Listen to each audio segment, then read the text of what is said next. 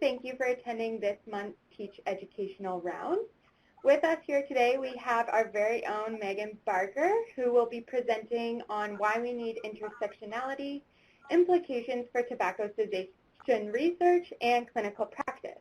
But before I hand it off to our presenter, I'm just going to go over a few housekeeping slides as per usual. So if you are interested in obtaining a letter of completion for this month's Teach Educational Round, please make sure that you have registered for the webinar and completed the pre-learning assessment. You have signed in to view this webinar using your first and last name so I can track your participation. And finally, you complete the evaluation and post-learning assessment, which will be emailed to you this afternoon, and you'll have 1 week to complete that. These webinars are being live tweeted on Twitter, and you can follow us at PS Quit Smoking or use the hashtag TeachWebinar to post or read questions. Here's a biography of our faculty presenter, Megan Barker, who is a PhD candidate in public health at the University of Toronto. Her dissertation work is focused on supporting healing from commercial tobacco addiction among Indigenous people through intersectionality and Indigenous decolonizing practice. Megan is also an education specialist at the Nicotine Dependence Service at the Center for Addiction and Mental Health. And she works on a variety of knowledge translation projects, including the TEACH project and the Stop with Aboriginal Health Access Centers program. Megan's favorite role is mommy to William and is enjoying every second of her maternity leave. Yes, I am. Here are a list of her disclosures, as well as our disclosures. And remember, the content of Teach Educational Rounds is followed on evidence-based guidelines from the following sources. These materials, as well as the verbal presentations and any discussions, set out only general principles, and they do not replace the need for individualized clinical assessment or treatment plans by healthcare professionals.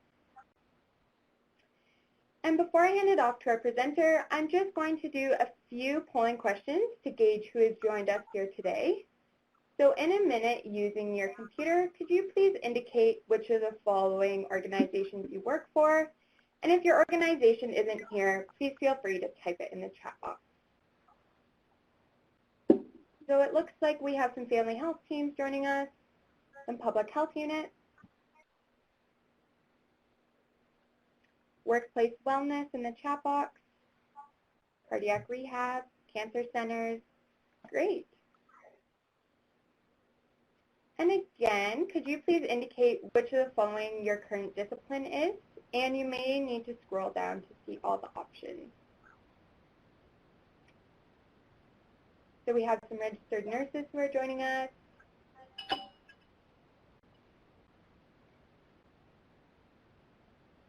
Respiratory therapists.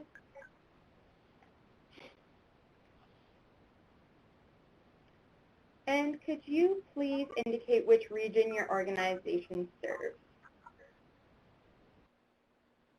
Eastern area, Toronto. Oh, we have some out of province. Do you want to just type that in the chat box?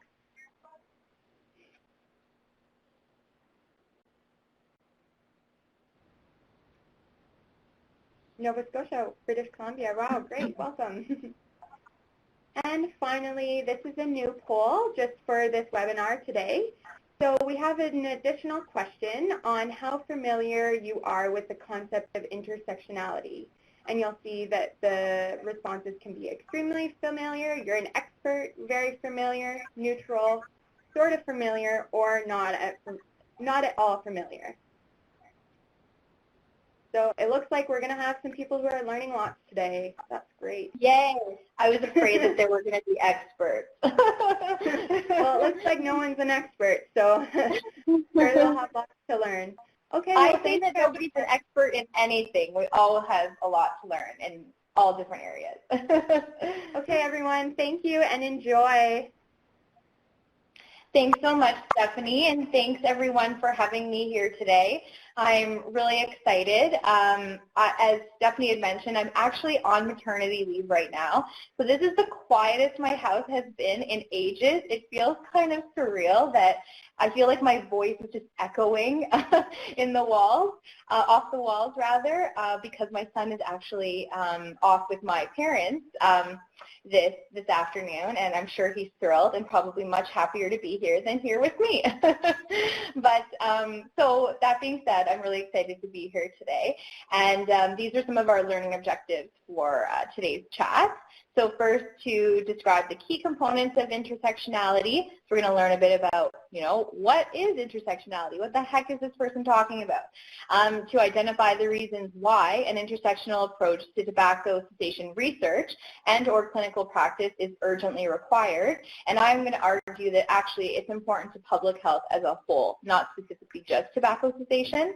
And then to finally look at how we want to apply an intersectional approach to tobacco cessation research and or our clinical practice. All right, so let's get started. Okay, so before I begin, I'd like to acknowledge the land.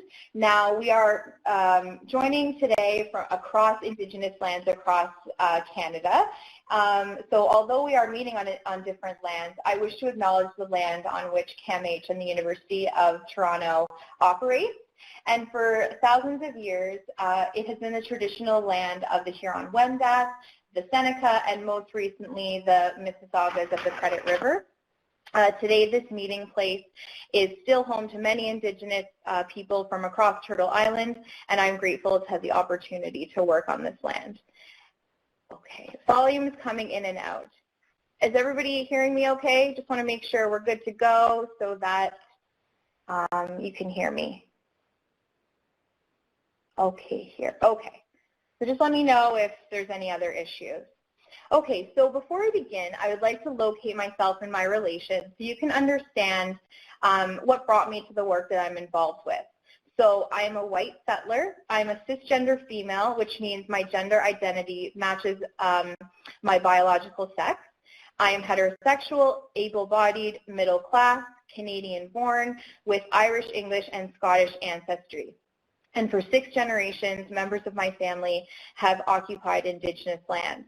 And so you can see there's a picture there, actually me as a baby, with my mom, my nana, my great-grandmother, and my great-great-grandmother. So I was lucky and privileged enough to know 5 generations of women in my family. I am a mother to Sweet William, so that's my baby in the middle. I am a wife to my husband, Jeff. I am a daughter to my parents, Brian and Michelle. And I am a sister to, oldest sister. I have a brother, Michael, sister Caitlin, and sister Brianne. Some other things that you may not know about me just by looking at me is I live with anxiety. I am also a survivor of childhood trauma, and I'm a lifelong learner. So as you can see and as you can hear, I am many things, all of which make me me. And I may be similar to some of you out there today, or I may be quite different. The point is that no singular part of our identity defines who we are or dictates how we should receive care.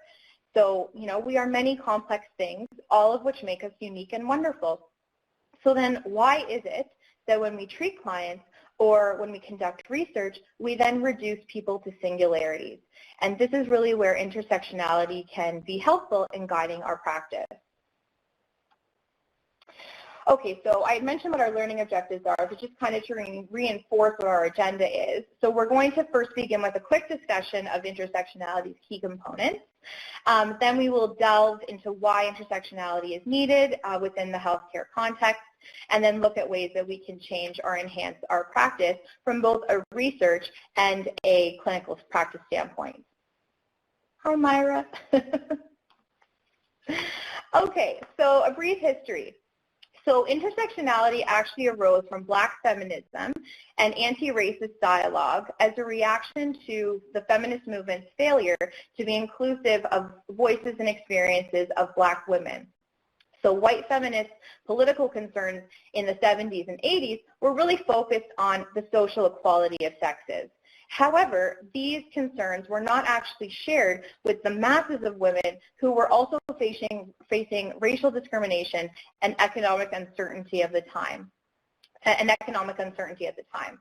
So Black scholars like Bell Hooks, Patricia Hill Collins, Angela Davis, Kimberly Crenshaw developed then a new feminist agenda which argued that gender, as well as race and class, and other factors of identity can play a role in the oppression faced by an individual. And then officially in 1989, the term, this kind of idea, was then termed intersectionality by Kimberly Crenshaw. So that's really a brief history of where this concept kind of arose. Okay. And then over time, intersectionality actually, the field kind of shifted from examining those specific elements of race, class, and gender to then focus on what actually links these systems of oppression. So now intersectionality scholars are looking at emphasizing the importance of examining influence of social power inequities or the interactions between these identities and or categories of difference to highlight the ways in which power and privilege intersect. So instead of looking at different, the ways people are oppressed by race, class, and gender, we're looking at how they are oppressed all together as these identities kind of intersect. And arguably, you can replace any of these identities, race, gender, or class, with any other identity marker or category of difference. So things like religion, sexual orientation, history of trauma, marital status, etc. So essentially, what then is intersectionality? It is actually, it can be a research approach, a lens, a perspective, or a framework. And really, it's really focusing on how our identities all kind of come together and interact, which then lead to how we experience the world around us and how we might be disadvantaged or oppressed in some ways. So then, here are the key components. So the first being that identities are not mutually exclusive, so we can't be reduced to a singularity like me, female. Our identities are incredibly intertwined because our various identities intersect and interact with one another. And then at the point that these intersections actually happen can facilitate things like social inequalities, for example, poverty, racism, or colonialism. The other thing that's interesting about intersectionality and is just so complex about our identity in general is that people's positions of power are time and place specific and arise via a matrix of domination. Okay, Megan, what does that mean? So this basically means that we all occupy positions of power and privilege in various contexts.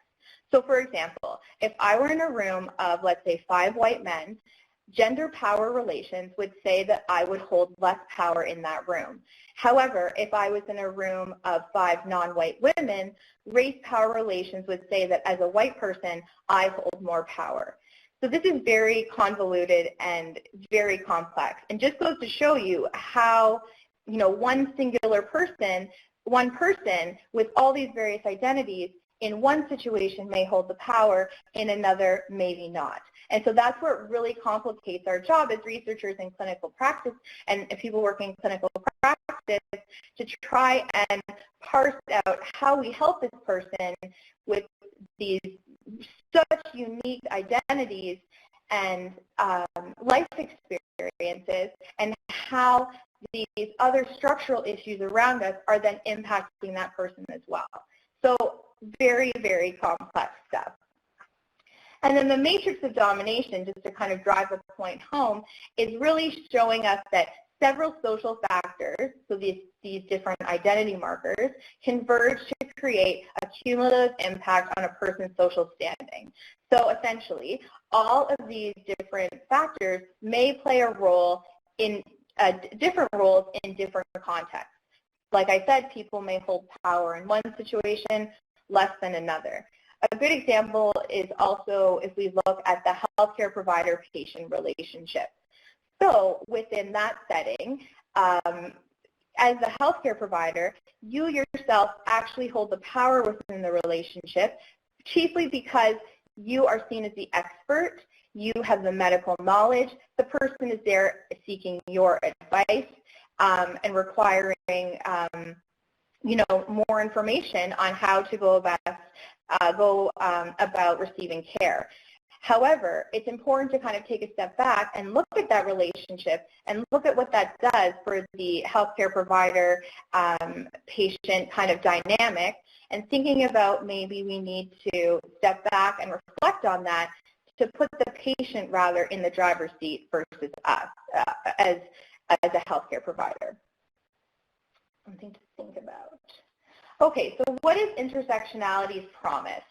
So the first thing about it is that it's really collaborative. So if you're a person who's doing research, it's really helpful because it can forge collaborations across fields of study. So if you are doing research in the healthcare context, you can reach out to somebody who's doing research within economics or sociology, because as we know, and as we've just talked about, individual experiences are impacted by the structural forces that they are surrounded by, like poverty and racism, colonialism, etc.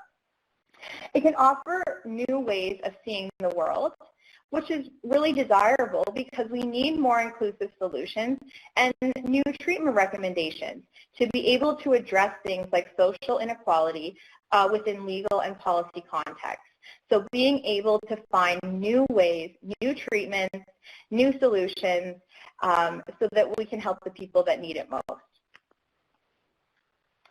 Okay, so now we are going to shift gears and focus on why we should care about intersectionality, and particularly how it relates to public health research and practice.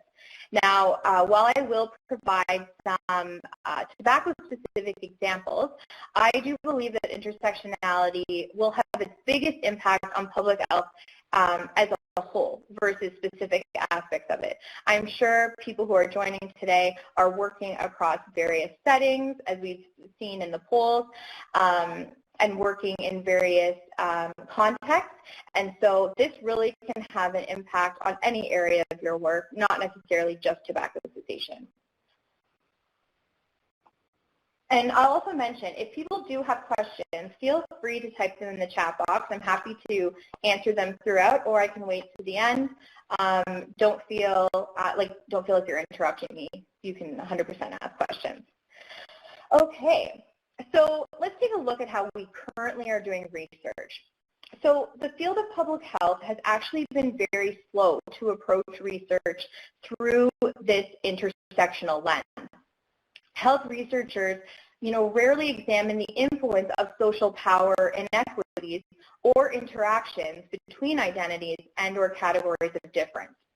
Instead, researchers often fall into a trap where they privilege certain aspects of identity over the others, or maybe use an additive approach to research. So what does this look like? For example, researchers will examine something like socioeconomic status and race, but then will not include sex and gender in their analysis. An intersectional approach would ask researchers to instead examine what are the processes that lead to things like poverty and racism, and how these continue to contribute to poor health outcomes. You may also have noticed that there's a trend within health research to use a sex and gender-based analysis, and this is largely in response to public health exclusion of sex and gender in health research. So this is a good thing, yes. And while it's important to address this gap in the literature, to find solutions for women in health, this approach then can often privilege sex and gender over other categories of identity, things like class, race, sexual orientation, disability, migration, age, I could go on.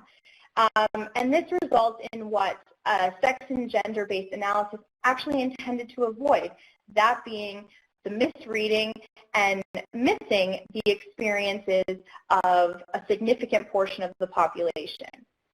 So I'll give you an example of where this really plays out well, and this is in cardiovascular research. This has been historically known as a men's disease for years. And so to be able to address kind of that gap, researchers have begun to use this sex and gender-based analyses to improve diagnosis, treatment, as well as prevention of cardiovascular disease for women. However, when you begin to examine the mortality rates of cardiovascular disease among men and women, the rates are sitting roughly similar. So we're looking at 31% for men, 33% for women. But then when you examine the mortality of cardiovascular disease among specific populations, such as Indigenous peoples, refugees, South Asians, those with less than a post-secondary education, and women living in rural, remote, and northern communities, the rates then change. They're higher. And so this really demonstrates the value in using an intersectional analysis for any disease or health behavior. Because if we don't use this intersectional approach, and an approach that takes into the full causes and range of experiences surrounding a disease or a health behavior, then what are the morbidity and mortality consequences? We continue to develop the same solutions, the same treatment approaches, and it's time to kind of change gears and see what else is out there so we can help the people for whom the current strategies are not working. Okay, now what else? So some other things going on in the way that we approach research currently. So one thing is defining difference against categories of whiteness, maleness, heterosexuality, or mainstream, which I'm sure you've heard countless times. This is essentially the idea that anything or anyone then that is non-white, non-male, non-heterosexual is then the standard we measure everything else against, which is problematic because then this continues to reinforce that these identities are superior. Another pitfall in research is homogenizing social groups by focusing on individual experiences rather than the social dynamics that impact these experiences. So this would be essentially taking one experience and then making it the blanket experience for everyone belonging to that social group, which can be misleading. So intersectionality scholars have said that these traditional frameworks, are really inadequate for addressing complexity of social locations and people's experiences, and really for understanding the differences in health needs and outcomes. And like I said before, these frameworks are continuing to produce the same solutions. Okay, I think I have a question. Monica asked intersectional research because it looks at multiple factors, cost more to do and analyze, yes. So, yes. And that's the thing, too, that we kind of have to question is how our funding bodies are actually prioritizing certain identities and, not necessarily aligned with intersectional research, but you do notice that there's a shift coming, and hopefully then that will mitigate the cost. So, and it's also about getting creative with your approach. Just because you do a study where you have, these expectations that you have to meet according to the funder, there's ways that you can go about incorporating intersectionality within your research, and I'll give some examples of that as we move forward in the presentation. Okay, so now we're going to switch gears and look at current treatment approaches. So within treatment, we'll start first with the organizational level. Programs are often designed to address a single issue and not take into account or consider the multifaceted and compounding factors that disadvantage communities and individuals. This then trickles down the practice level, which can lead to the prioritization of that single issue rather than a robust practice, which meets the specific needs of a client. So community care does this really well, where they create the opportunity for healthcare providers to be able to engage in a really robust practice by addressing so many different needs of that person. And now, when we're in other healthcare settings where you have like 5 minutes to work with someone, sometimes that's impossible. And so we'll talk about some ways that we can get creative if you're kind of strapped to be able to do that. So the other thing that's important to note, besides prioritization, is that health behavior change models that we currently use to address substance use, for example, tobacco use, do not actually acknowledge the structural forces that impact health. So again, things like colonialism, racism, and the social and political context. And because of that, the blame for the health behavior then ends up resting with the client themselves versus, looking at what brought this person to your office today. What else is going on in their life that has led them to potentially use tobacco? And how is that impacting, and how will it impact their treatment?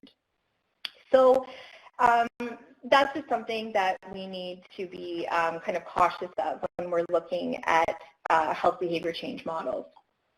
The other thing is to look at you as a provider and what are some things that you can do to kind of mitigate this. The first being there is a lack of training in cultural humility, and this is changing, I think. We're starting to hear this a lot in healthcare, moving away from this idea of cultural competence, which says, I've taken this training about this person's culture. I am now an expert in this area. Well, cultural humility would say something different. This is really a process of self-reflection to understand personal and systemic biases, and then to develop and maintain respectful processes and relationships based on mutual trust. So essentially, cultural humility involves humbly acknowledging yourself as a learner when it comes to understanding another person's experience. So moving away from this idea that just because you took this training, I am competent in this person's culture. Rather, I am a learner, and the person sitting in front of me is actually the expert in their own life. The other piece is that there may be a lack of critical reflection and examination of privilege. So I've mentioned this before, as society, as a healthcare provider, society says that you hold the power within the patient-provider relationship. So it's really important that you reflect on your personal biases and potential stereotypes, as this can directly impact the care that you provide with your clients. Additionally, it's important to actively reflect on that power dynamic and find ways to really level the playing field so that the patients themselves can feel like the expert in that room. Okay, so doesn't this seem to fit the old saying of the more I know, the less I know? Yes, absolutely it does. And I think there's always more to learn, and that's really important, is that you can't understand everything that's going on in that person's life that's sitting in front of you, and you shouldn't be expected to, because that would just be absolutely incredible to be able to have that kind of knowledge. But what you can do is make the person feel like they're the expert. And really this is about patient-centered, client-centered care. And if you're doing that, then you are doing intersectional work. And so we'll get to that in a little bit as well. Okay, so just to drive the point home, although the current strategies that we have to reduce tobacco use have made, a significant impact on health and well-being. I'm not saying that what we haven't done to this date hasn't been amazing. There's so many people that have quit smoking successfully and are living tobacco-free lives. However, individuals who continue to use tobacco often face social marginalization and a variety of health inequities. So I think it's really important to look at these questions because these can really drive home the need for an intersectional approach. Who else is still smoking? Who else there that you're seeing in your practice that are still smoking? I'm sure they do share some similarities, one chiefly being that they are probably very complex. So that's the first thing. What else is going on in this person's life besides their tobacco use? There must be a whole host of other things impacting this individual. The other thing, something that you may not be able to address, but potentially research could be, who is still not seeking treatment? Who is kind of left in the dust? Who's out there that we still need to reach? And then why isn't treatment not working? What else is going on in this person's life that's making it difficult for them to even begin to think about wanting to quit? And these are the kinds of questions that hopefully intersectionality can help with finding solutions. The other thing about the tobacco industry is that they are just so sneaky, and they have known about intersectionality for years because they actually use an intersectional approach to market their products to target individuals for whom current treatment strategies are not working. So, just going to drive the point home. A multifaceted framework that incorporates socially constructed and theoretical understanding of tobacco use from a structural level, not just an individual level, is urgently required to be able to combat these industry tactics and then hopefully develop appropriate treatment strategies for those who continue to smoke, because that's where we really need to focus our attention. Okay, just doing a time check, 12:30. Okay, good. Lots of time. And this is a really great quote, and I think something that if you were ever wanting to do intersectional research or you required funding to be able to support offering, really dynamic and complex care, that this is the greatest quote ever. So intersectionality offers the best chance for an effective diagnosis and ultimately an effective prescription for social and health problems. So this is why we need it. This is why we should care. Okay, Monica says, is our opt-out approach to referral to further cessation treatment the opposite of patient is the expert of their lives? That's hard to say, because is our opt-out approach to referral to further cessation treatment? I mean, that's hard to say, because what else do you know about that patient that, why are they opting out? Like, what else is going on in their life? There could be other things that in the moment are more pressing. That doesn't mean necessarily that this person is never going to access care again. But I think when we have the opportunity to see clients in our practice, it's about looking at what are their priorities and how can we work with them to also make tobacco cessation a priority as well. And I mean, this is a really, this is a difficult question and something that you need to think about. But I think opt-out means we assume that they want a referral, and we'll say no if they don't want it. We assume they want a referral. Okay. Yeah, so I mean, there could be other things going on in their life right now where, this is not a priority. And I think that's kind of where intersectionality is important to kind of look at, is that there are so many other things going on that it can be difficult for people to feel like that this is their number one priority at the moment. Okay, so now we're going to be looking at ways that we can change or potentially enhance our practice, because there are a lot of people doing amazing work right now, and this is really could be like a review for you. So, but I'm going to spend some time focusing a bit on research practice.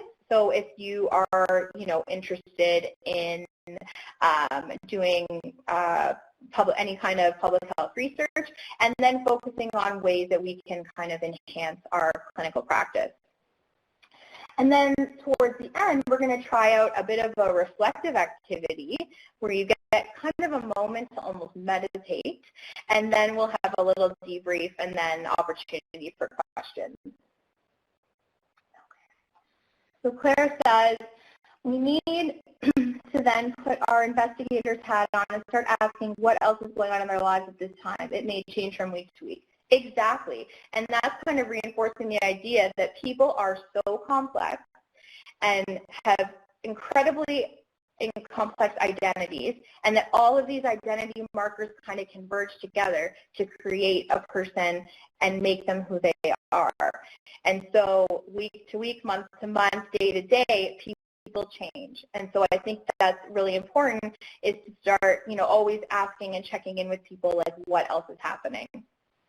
Okay, so let's start off with research. Now, I hope you're not going to be disappointed, but there exists no one guideline for how to use an intersectional approach to research. There's tips and kind of pitfalls to avoid, but there doesn't exist like a how-to guide 1, 2, 3. And I myself, I love those, and I'm sure many of you out there love those as well. But unfortunately, they don't exist. And this is kind of something that intersectionality scholars really like, because it allows for you to go in new and exciting directions. But for those of us who like kind of a prescriptive, here's what we're going to do, it can feel a little uncomfortable. And I think that's the hesitancy of people to actually use this approach in research, because they're afraid they're going to do it wrong, or really fail to live up to what intersectionality scholars say is best practice. So that being said, I do have some resources which you can check out, which I posted in this presentation, which maybe will help you kind of navigate ways you would go about doing it.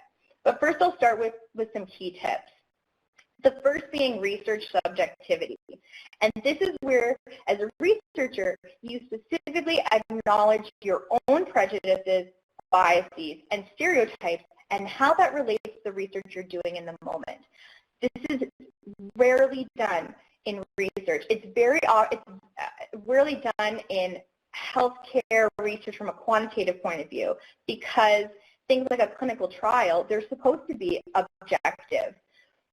It's often done in qualitative research, where researchers will spend time talking about what their biases are and actually include that even in their journal article, so people can see why they made specific choices. However, intersectionality scholars would say that no one person can actually be objective, and that there are specific choices that you make within the research environment that are subjective. So it's really important to name what your biases and stereotypes are, so that we as the reader and the consumer of your knowledge can know why it is the way that, who you are, to know who you are and who you are in relation to your research subject. Then choosing your topic of study. So intersectionality scholars would say to move away from this idea of focusing on a specific population or category of identity, but instead using an issue-based start or a problem-based start. So looking at a particular issue, challenge, or an area of public health or health inequity, and then understand the ways in which individuals or different groups may be affected by that particular issue. So it's kind of just like shifting the lens a little bit. The other thing that you can do to really ensure kind of an intersectional perspective is to use a community-based participatory approach to research. So CVPR is a partnership approach to research that then equitably involves all community members within the research study. So community members are often part of the research team. They share in the research process, in the decision making, as well as the ownership. And this is a commonly used practice when working with with individuals who have experienced historical injustices within the research setting. An example would be Indigenous peoples.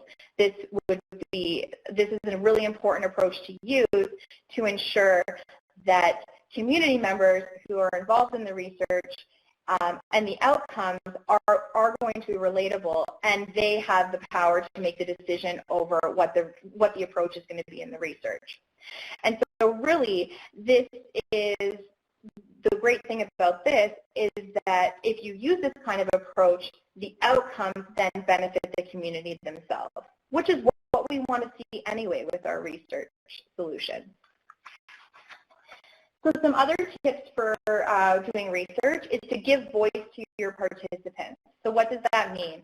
So like a CVPR approach would say, to ensure that there are people at the table for whom the research is the most related to, and that they should have the power and the decision-making in how to move forward, as well as giving voice. If you're doing qualitative research, giving voice could actually mean having large quotes of people's experiences so that we can actually see people's stories and see how complex their lives are. And then we want to connect these voices and these experiences to societal level issues. Things like intergenerational trauma, racialization, homophobia, child welfare, etc., to ensure that we are actually not just looking at individual experiences from a single level, but looking at that multi-level by looking at kind of those structural forces. So situating those experiences within these structural forces that impact their health. And then we want to offer specific policy or treatment recommendations. So you'll often read when you're reading a research article, we need to do this, or kind of in the next steps of like, this is what we need to do. In those next steps should always be a specific policy or a treatment recommendation based on the findings to ensure that these can be put into practice.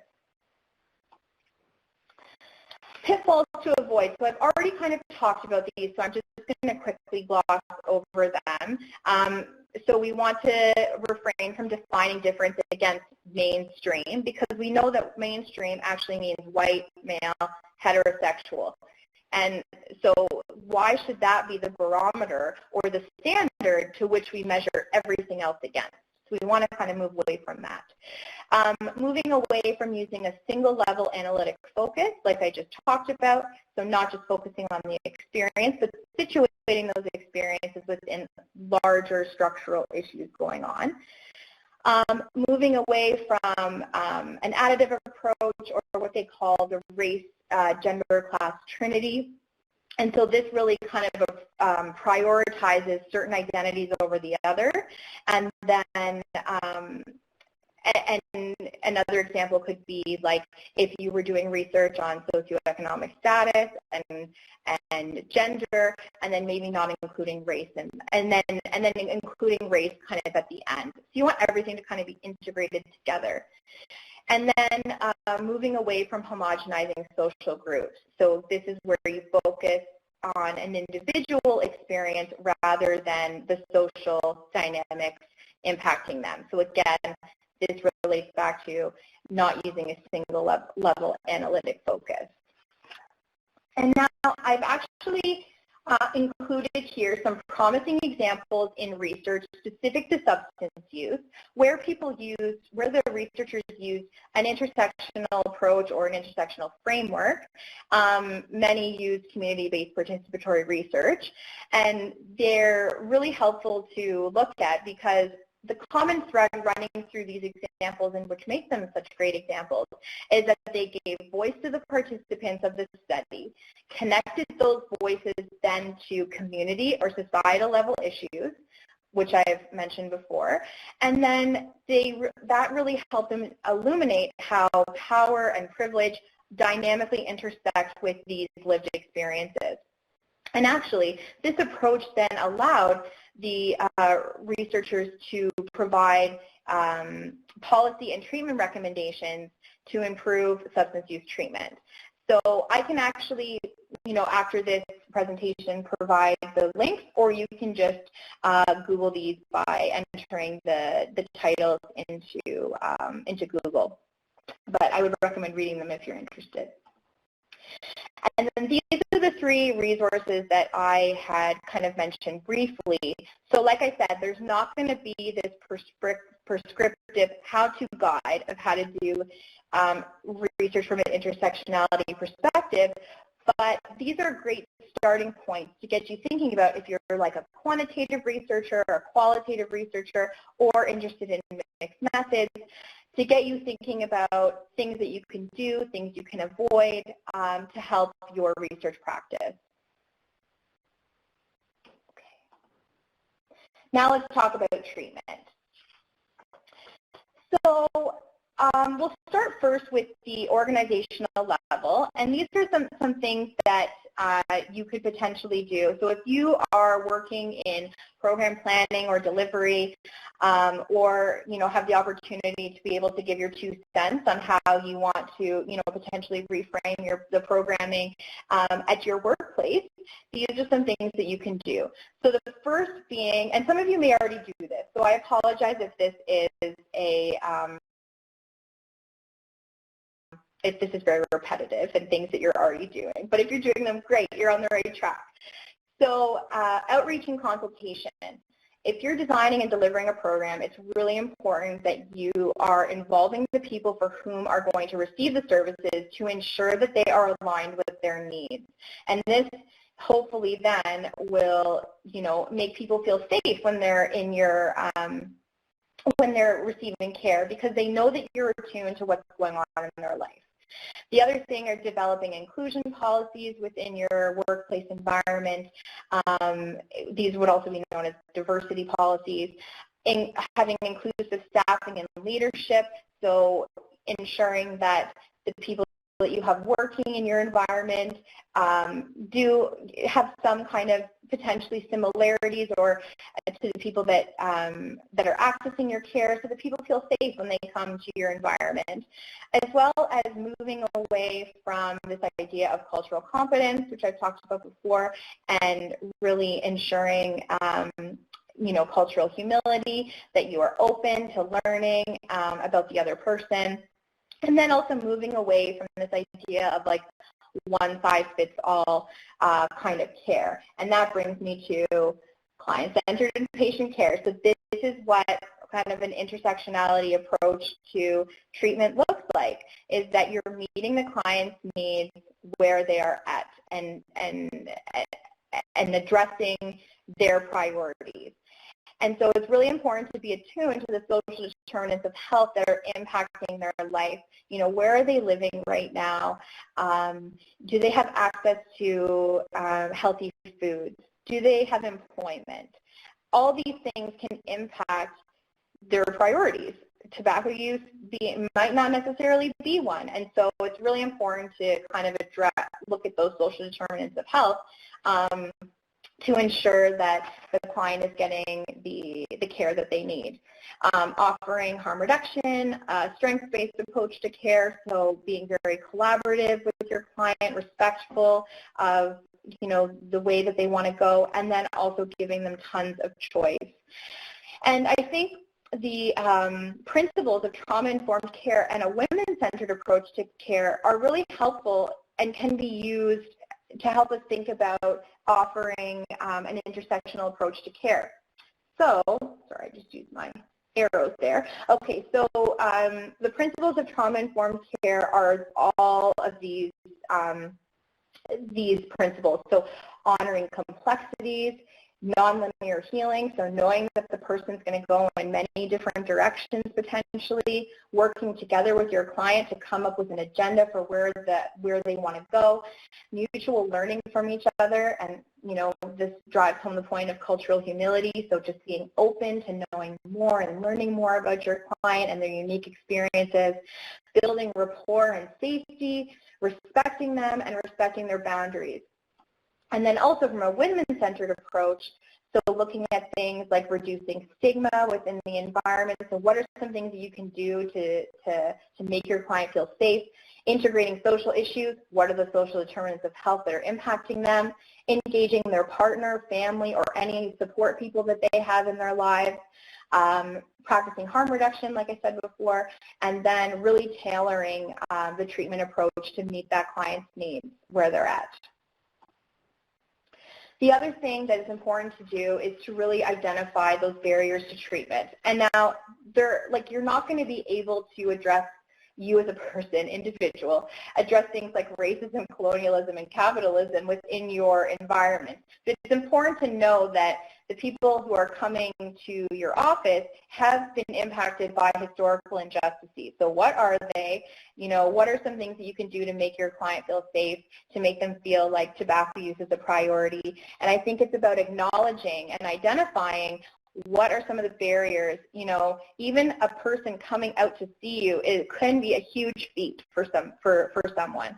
So it's really important to be attuned to personal barriers, interpersonal barriers, and some of the structural program barriers. And what are some things that you can do as a healthcare provider to kind of mitigate these things? You may not have the power to do everything, but I'm sure there are a few little things that you can do to help your client. Okay.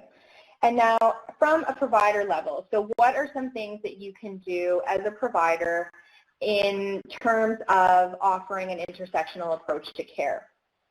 So I think we need kind of a fundamental shift in how you relate to and refer to the populations that you serve. And some of that shift would come from an opportunity for you in public health practice to question your position of power or privilege in relation to the communities and the populations for whom you're designing or delivering programs. So these are some questions that you can ask yourself, and you might ask yourself once a week, once a day, in between clients, just to get yourself critically reflecting on you and what are some of the things that you, what are some stereotypes and biases that you may have. Okay. So here's some questions. What are some personal biases that you may come with? What understanding do you have around historical injustices? What are your social norms? And what are the current structures that are discriminating against the populations that you serve? You don't have to ask yourself all those questions, but just being critically self-reflexive and trying to level the playing field within the environment. And the other way that you can do this could be motivational interviewing, because this really is a patient-centered counseling approach where the patient is the expert in determining their own pathway to change. So I think it's really important to revisit some of those MI skills, because you may have taken tons of TEACH trainings about motivational interviewing. You may have taken other courses, but I think it's always important to stay fresh, to be a lifelong learner, and to always go back and revisit, because there's always something new to learn. So Kevin asked, can you suggest a motivational interviewing course? I have a basic understanding, but I'd like to know more. So I'm not sure if there's any, so TEACH had a motivational interviewing course, which we offered in person a few years ago. We also occasionally will have webinars on motivational interviewing, and motivational interviewing is also built into our courses, aspects of it. However, I'm not sure if there's what's going on specifically right now. I mean, I'm on maternity leave, so I don't know what's currently available, but I'll get Stephanie to direct you, Kevin, on some potential current options for motivational interviewing. I know that CAMH itself, separate from TEACH, also offers a motivational interviewing course. But yes, thank you, Stephanie. So she's going to follow up with some MI resources in a follow-up email. Great question.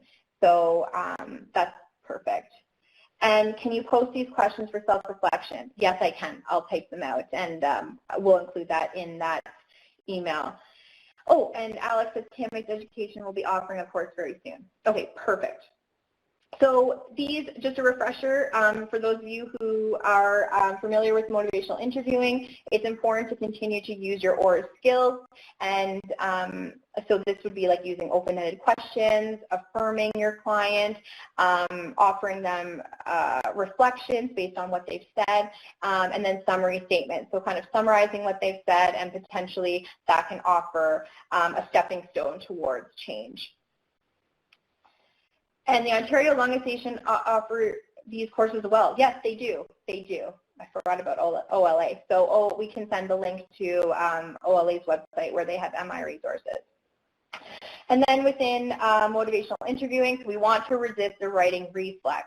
So we don't want to advise without permission, being non-directive, because if you're directing the client in a certain way, they have no choice to be able to determine, you know, what way they want to go, not confronting them and not labeling them, because especially if you're working with clients who are still smoking, they're likely also facing other social marginalization, and we don't want to kind of reinforce and re-stigmatize them. So,